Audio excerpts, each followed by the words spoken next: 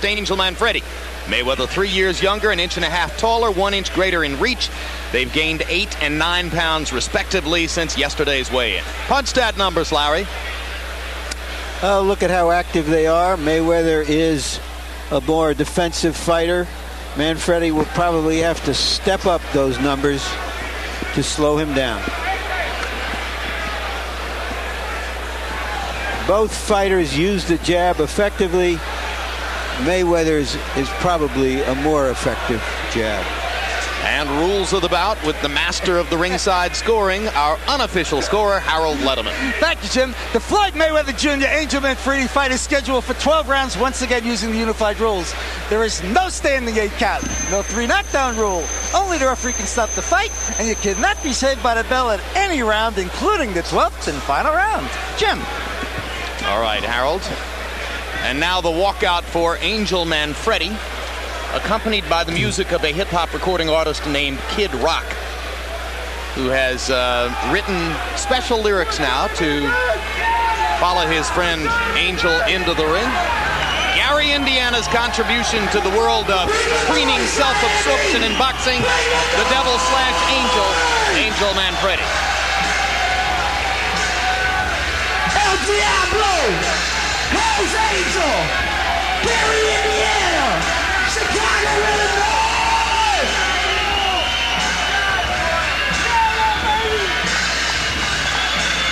Kid Rock, I come to Spain. Watching Angel Manfredy do his thing in the brain. Bring the noise, bring the pain, bring the hate, bring it how you want to bring it, just don't bring it fake. We don't Mayweather, we hear the trash is spoken. Bring it to the ring, not to charge, we broken, no choking. El Diablo's is smoking gun. Ask Scotty how the bell can get done. Nowhere to run, cause it's high tide. We can run from the devil, but you can't hide. Step aside, we ain't even hit it down. We take the story to bell, then we're heading for the prince's crown. Bring the noise, Miami! Bring the noise! Hell's Angel! Chicago, Illinois! Gary, Indiana! Hell's Angel!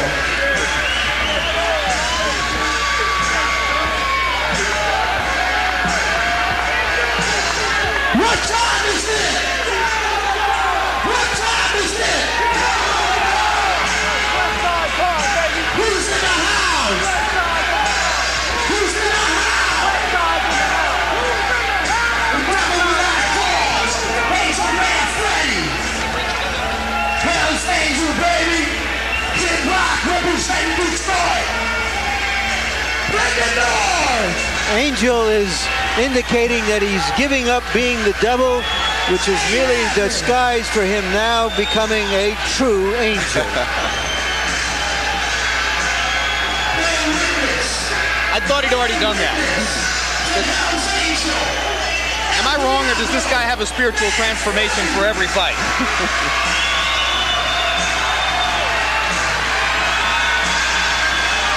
Another reinvention of himself. The same one we've seen before.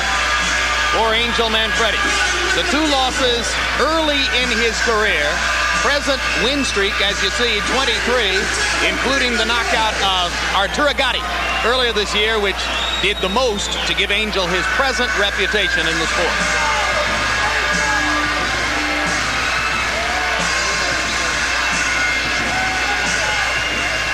Prince Nassim's promoter Frank Warren was there that night 8 months ago to watch Angel beat Gatti, and went back home to England to decide that his fighter shouldn't face Manfredy at this particular time. And there you see the little angels. There you go. Three children.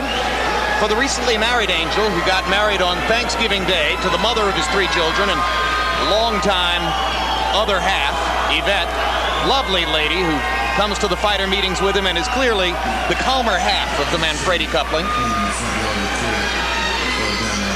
The 90s is the decade of grand entrances, and Angel is one who has made it grand for himself.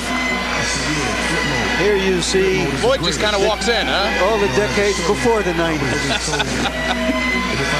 I'll be coming to the ring now, says Floyd Mayweather.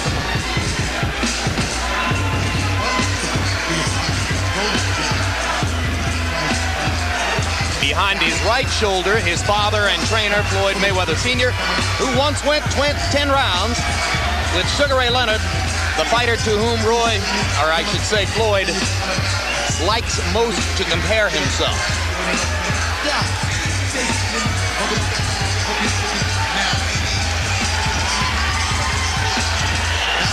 18 fights so far since having turned pro after his bronze medal performance at the 1996 Olympics. 14 KOs. First defense of the title that he won easily from the vastly more experienced Genaro Hernandez. And now let's go up to ring announcer Mark Barrow to get this one started.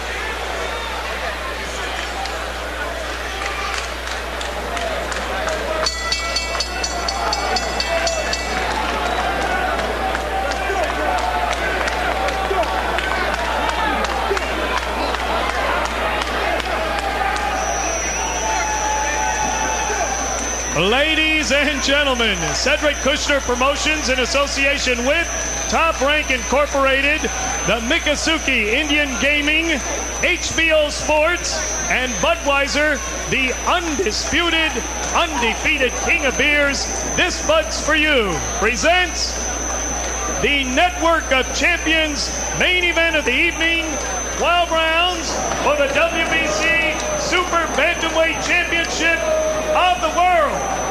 Ring officials assigned by the World Boxing Council, President in attendance, Jose Suleiman. Your judges at ringside are from Tallahassee, Florida, Jay Cassis, from Tokyo, Japan, Ken Morita, and from Las Vegas, Nevada, Dalby Shirley. Your referee for this event from the Magic City of Orlando, Florida, Frankie Santori. Introducing now the principals first in the blue corner to my right, wearing the silver sequin trunks with gold trim, weighing in at 130 pounds. His professional record, 25 victories, 2 defeats, 1 draw, and 20 wins coming by way of knockout. El Hijo de Puerto Rico, now boxing out of Gary, Indiana, the current WBU Super Featherweight Champion and challenger, Angel El Diablo Manfredy. Manfredy. His opponent in the red corner, wearing red trunks with blue and white trim, also weighing 130 pounds. He is undefeated in 18 professional bouts with 14 wins coming by way of knockout, originally from Grand Rapids, Michigan, and now boxing out of Las Vegas, Nevada, the WBC Super Bantamweight Champion of the world, Pretty Boy Floyd Mayweather. For the WBC Super Bantamweight Championship of the world. Floyd, let's go, Floyd. Let's go, turn around, let's go. Angel. All right, gentlemen, we've gone over everything in dressing room. Let's just watch the low blows. Remember, here's the belt line. Keep them here above, all right? Watch your heads, just keep it fair. Questions? Questions here, questions here. Good luck to both of you. They're risking everything to win everything. But somehow when you risk everything, you wind up okay. Roy, Angel Manfredy is wearing leggings or stockings or something of the sort. Isn't that going to make him sweat more if the bout goes the distance? Yeah, it probably makes his legs sweat a little bit more, but not too much because it's kind of cool here. It's winter time, so it shouldn't hurt him too bad. Yeah, plus there's massive air conditioning in the tent.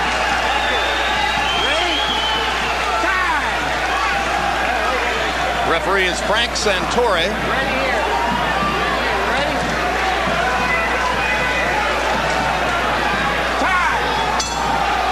That was the tinkle of the bell for round 1.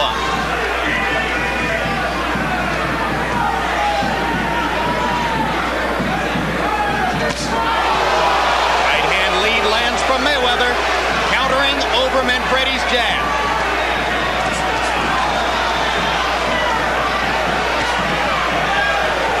Very quick hands. Quick hands and quick feet. He punches you and then poof, he's gone.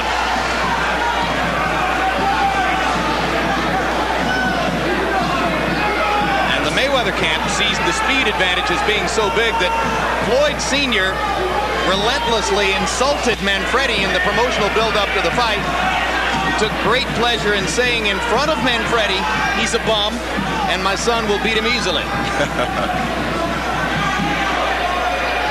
The fighter was considerably more diplomatic in his public pronouncements and never misses the chance to say Angel's a good fighter, and I'm sure he'll fight well. Yeah, fighters usually try to maintain respect, good respect for one another.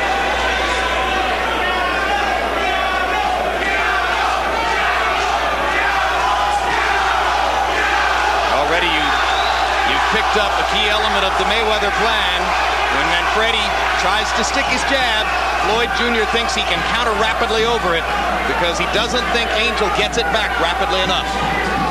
He already was able to counter one time early in the fight. Manfredy, it would appear, can do best if he can pin Floyd Jr. against the ropes and hammer him on the inside. He has to try to pressure Floyd, but he has to be sure that he doesn't run into any of Floyd's big, quick punches. Counter punches what they will be.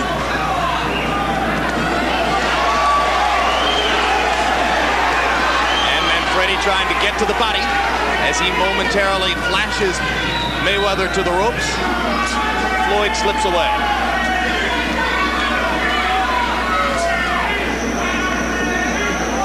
Mayweather starting to flick his jab.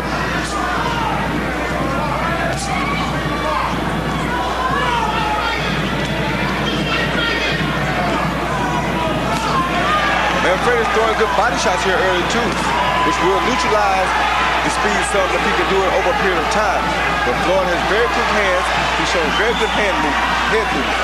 Angel says, I have to cut off the ring, and then cut it off again. So far, he has on a couple of occasions been able to do exactly that and pin Mayweather against the ropes.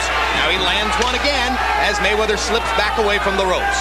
Doing much better in the second half of the round, Manfredy, than he did early on. And a body shot by Mayweather to punctuate round one. Listen, I don't want you reaching on this guy. You understand? Work the jab first, okay? When he starts going around, you cut him off. I want the double jab. You're not using your jab. Don't reach. First touch him with the jab a little bit. Then start moving in. I don't want you reaching, okay? Go downstairs. Use your jab, okay? The speed back is on your left. Only one on it. Breathe in now slow. Breathe deep. Watch your open hand. Watch your open hand. Do it with the gloves close. Give me some face. Mayweather dominated the early part of the round, comes back at the very end with a nice body shot followed by a jab.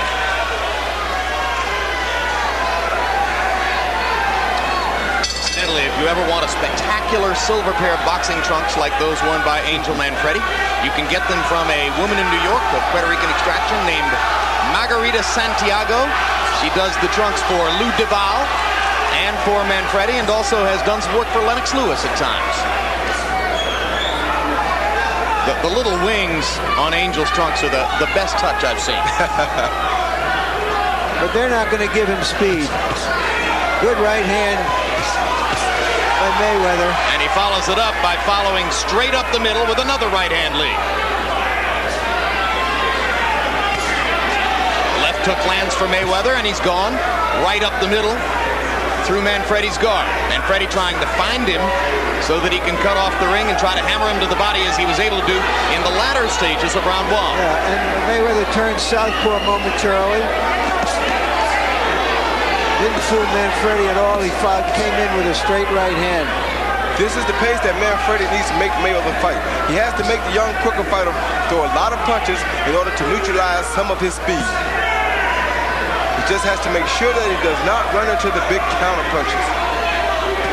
So the Manfredy plan should be pressure, pressure, pressure. Yes, now Manfredy turned southpaw for a moment. And turns back. Good right hand by Manfredy. Straight up the middle by Manfredy. If you're slower than your opponent, the thing to do is to pressure him to try to make his arms tired so that you can wear him down to where he can be not as where he won't be as fast as he was in the early part of the fight.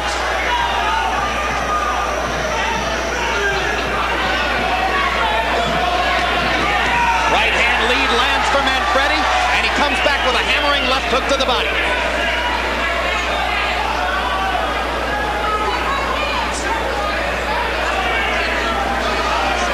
Mayweather was so successful early countering over Manfredy's jab that Manfredy for the moment has dispensed with it and is leading with the right hand instead. Yes, his corner told him to throw the double jab some, but he's doing the right thing. Pick the time to throw the jab because that's what Mayweather's looking for. And Mayweather seems a tiny bit confused as to what to do to mount his own offense now that Manfredy isn't throwing the jab, but there's a good idea. Mayweather with a right over the top stuns Manfredy. He's not confused at all. He's just boxing, keeping Manfredy out in the end so he can see Manfredy. Manfredy in trouble as Mayweather pounds away. Manfredy almost went down. He won't take a knee, but he isn't throwing back. Mayweather pounding, and this one's gonna be stopped too. Same spot in the ring where the heavyweight bout was stopped. And of this stoppage, I'm not quite as critical. I'm not either. I still thought it was a little quick. I think Manfredy was dazed. He should have taken a knee, pulled himself together, maybe too proud to do that. That's usually what happens with a champion. Much too proud to go down unforcefully. He seemed at a moment even to consider going down, and pulled himself back up. And the difference here in the stoppage, guys, to me, is that unlike Tua, Mayweather was landing virtually every punch in the rally. Yeah, he's landing a lot more punches. He was hurting Manfredy. Manfredy was not throwing punches back, and he wasn't doing a great job of getting out of the way of punches either. Yep, all of which conspires to say it was a more defensible stoppage than the one which preceded it in the heavyweight fight, although again, Angel Manfredy is going to say that was too quick. No, you have to give the referee credit too, because he thought about it a couple times, but he said, wait a minute, let me make sure I don't do this too early. We've had one early stoppage. Let's not make it two in one night. But a period of time passed, Manfredy wasn't throwing back, and Floyd Mayweather Jr. has another big, stunning victory to cap off his rise to stardom in 1998.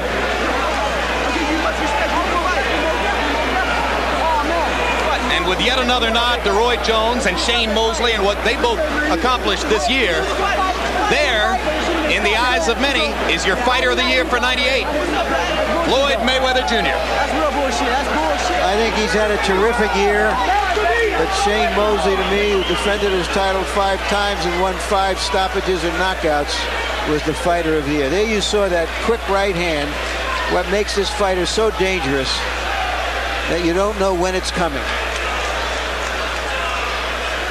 And here's the rally that prompted the referee, Frank Santori, to stop it. Land, miss, land, miss, land, miss. Notice Manfredy did not throw a noticeable punch during that whole time. Yeah, from this point forward, I don't think he throws another shot. Should have gone down. Would have given himself a chance to continue. Too proud to go down. Yes, he should have taken a knee. But there you go again. When a guy's a champion, they hate to go to the canvas. No champion wants to go to the canvas. Yeah, and while we were critical of the referee in the heavyweight bout, it's like NFL officiating. It's easy to criticize them. It's not an easy job to go do. No, it's not. That's why I don't have much to say about it.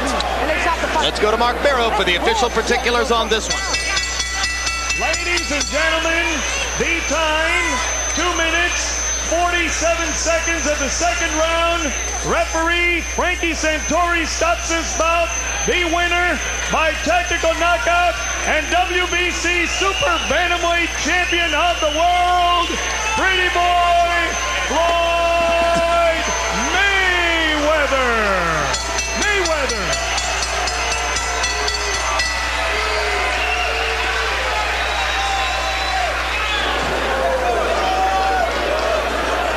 And there you can see Angel Manfredy telling the referee what he thinks of the stoppage, which has given him the 3rd loss of his career and has allowed Floyd Mayweather Jr. to retain his world 130-pound title. Manfredy's wife and brother silent behind him while Angel sounds off on what he surely thought was a premature stoppage.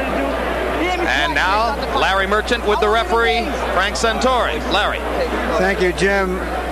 Frank, you describe why you felt the fight should be stopped when you did. Manfredy was taking punishment and was not answering back.